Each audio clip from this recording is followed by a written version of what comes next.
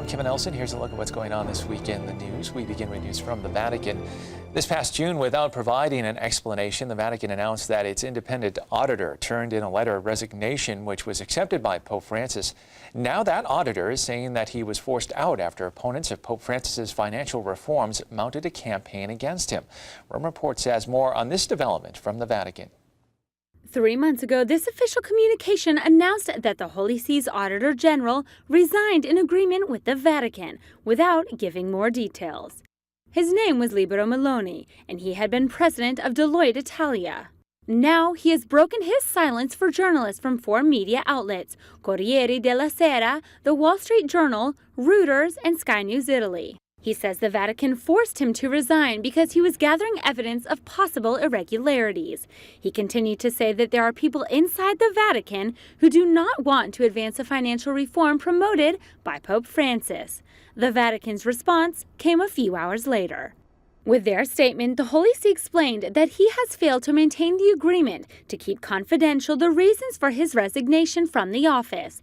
It also revealed that the office under Meloni's direction was exceeding its powers, illegally engaged an external company to conduct investigative activities on the private life of Holy See personnel, a crime that has irretrievably crippled the trust placed in him. The number 3 in the Vatican, Angelo Amato, says the former Auditor General freely agreed to submit his resignation when he was shown the evidence that incriminated him. He asserts that it was a way to protect Meloni's reputation, because the alternative would have been to arrest him. In addition, Amato considers it false and unjustified to say that some people want to stop Pope Francis's reform. The position of Auditor General was seen as a key component of Pope Francis's efforts to reform Vatican finances and bring greater transparency in financial dealings.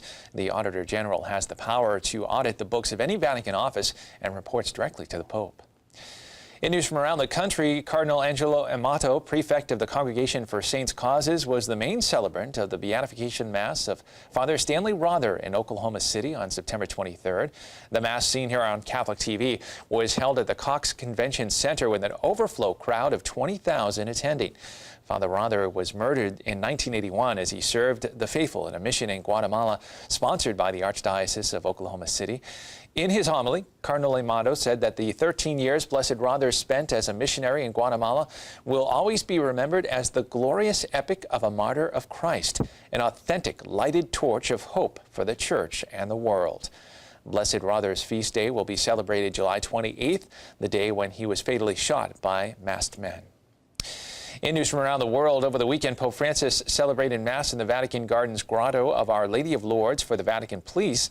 The Mass came ahead of the September 29th feast day of the Security Service's patron saint, St. Michael the Archangel. Pope Francis told the police officers that the purpose of life is to seek the Lord and to convert. But one must realize it is God who takes the first step to encounter people. The Pope said God goes out into the world, sending his Son among sinners, and calls out, "Come." The Pope said, even if people respond, it's too late, there are too many sins. For God, he said, it is never too late.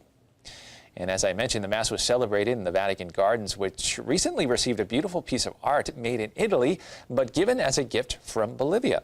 To welcome this new addition to the Gardens, an inauguration ceremony took place. Rome Reports has more from the Vatican Gardens.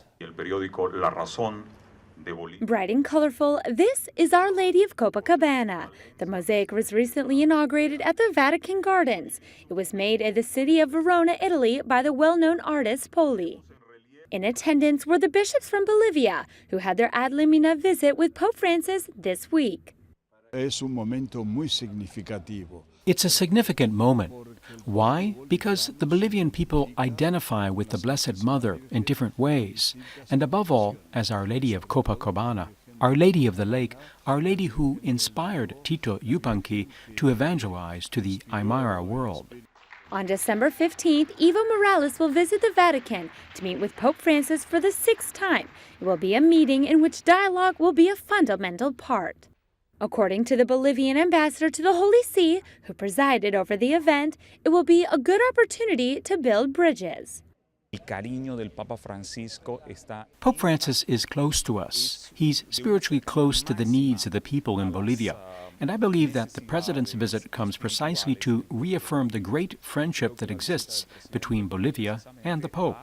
He's a Pope who's very close to Latin America and very close to Bolivia. And finally, the news. A group of priests, scholars, and writers has said that they have not received a response from a letter they delivered to the Pope in August.